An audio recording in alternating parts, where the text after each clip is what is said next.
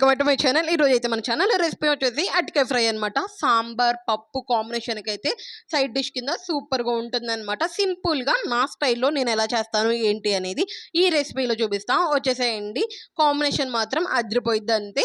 First అయితే నేను 3 అరటికాయలు అయితే తీసుకున్నాను అనమాట. ఇలా పచ్చి తీసుకొని మంచిగా పీల్ ఆఫ్ అయితే చేసేసుకొని ముక్కల కింద కట్ చేసుకొని మంచిగా ఒక సాల్టెడ్ వాటర్లో అయితే వేసుకోవాలన్నమాట. కలర్ చేంజ్ అవ్వకుండా అయితే ఉంటాయి. ఇలా వేసుకున్నాక కొంచెం పసుపు కూడా వేసుకొని పెట్టేసుకుంటే చాలా బాగుంటుంది. ఫ్రెష్గా ఉంటాయి అనమాట, నల్లబడకుండా ఉంటాయి. ఇప్పుడైతే ఒక ప్యాన్లో ఆయిల్ వేసేసుకొని తాలింపు గింజలు అంతే ఎండుమిరకాయలు కూడా వేసుకొని మంచిగా తాలింపు అయితే ఫ్రై అయ్యేలాగా ఫ్రై చేసేసుకోవాలన్నమాట. ఇలా ఫ్రై అయ్యాక కరివేపాకు అవి కూడా వేసుకొని మంచిగా ఫ్రై చేసేసుకోవాలి. ఎల్లిపాయలు కూడా ఒక 4-5 దంచుకొని వేసుకోవాలన్నమాట, ఫ్లేవర్ బాగుంటుంది. తర్వాత ఆనియన్స్ కూడా ఒక మీడియం సైజ్ ఒకటి తీసేసుకొని పచ్చిమిరకాయలు ఒక 2 తీసుకొని మంచిగా కట్ చేసేసుకున్నాక ఇందులో వేసేసుకొని ఫ్రై చేసేసుకోవాలన్నమాట. ఆనియన్స్ లైట్గా గోల్డెన్ బ్రౌన్ కలర్లోకి వస్తుంది అనగా చిటికెడు పసుపు కూడా వేసుకొని మంచిగా ఫ్రై చేసేసుకోవాలి. పసుపు కొంచెం పచ్చివాసన పోయేదాకా ఉంచుకొని మంచిగా ఫ్రై చేసేసుకున్నాక ఇప్పుడు మనం వాటర్లో నుంచి పెట్టుకున్నాం కదా అరటికాయ ముక్కల్ని ఇందులోకి అయితే షిఫ్ట్ చేసేసుకోవాలన్నమాట. మొత్తం వాటర్ అంతా ఏం లేకుండా కొంచెం వేసేసుకోవాలి అరటికాయ ముక్కల్ని. ఇలా మొత్తం వేసేసుకున్నాక మంచిగా ఒకసారి మిక్స్ చేసుకోవాలన్నమాట. మంచిగా మిక్స్ అయ్యేలాగా మిక్స్ చేసేసుకోవాలి. కొంచెం అడుగు పడుతూ ఉంటుంది, అందుకని కింద నుంచి పైదాకా మంచిగా మిక్స్ చేసేసుకోండి. ఇలా తాలింపు అంతా కలిసేలాగా మిక్స్ చేసేసుకున్నాక ఒక 5 మినిట్స్ దాకా అయితే సిమ్లో పెట్టేసుకొని మంచిగా ఫ్రై చేసేసుకోవాలన్నమాట కలుపుతూ, లేదంటే కొంచెం అడుగు అంటుతుంది. కొంచెం ఫ్రై అయ్యేదాకా ఇలా దగ్గరుండి ఫ్రై చేసేసుకోవాలన్నమాట.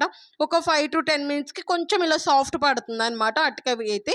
ఇంకెప్పుడు ఏం చేయాలంటే మనం ఒక 2 మినిట్స్ అట్లాగా మూత పెట్టేసి కనుక వదిలేస్తే కొంచెం సాఫ్ట్గా తొందరగా ఫ్రై అవుతుంది అనమాట. కొంచెం ఉడుకుతుంది ఆ చెమ్మకి అరటికాయ అనేది. మూత పెట్టి ఒక 5 మినిట్స్ వదిలేద్దాము. ఇప్పుడైతే కొంచెం మూత ఓపెన్ చేసి చూసారు కదా కొంచెం మంచిగా కుక్ అయిందనమాట. మనం ఇట్లా ముక్కని కట్ చేసి చూస్తే సాఫ్ట్గా స్పూన్ అనేది వెళ్ళిపోతే మంచిగా కుక్ అయినట్టు అనమాట.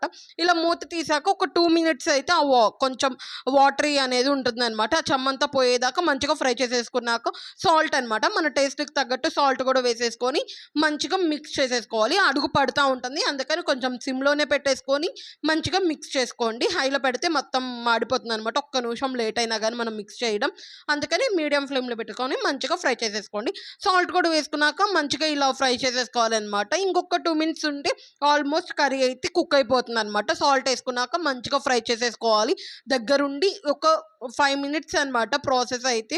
ఎక్కువ మనం దగ్గరుండి చూసుకుంటే సరిపోతుంది, లేదంటే మళ్ళీ అడుగు పట్టి మాడే ఛాన్సెస్ ఉంటే అంత ఫ్లేవర్ బాగోదన్నమాట.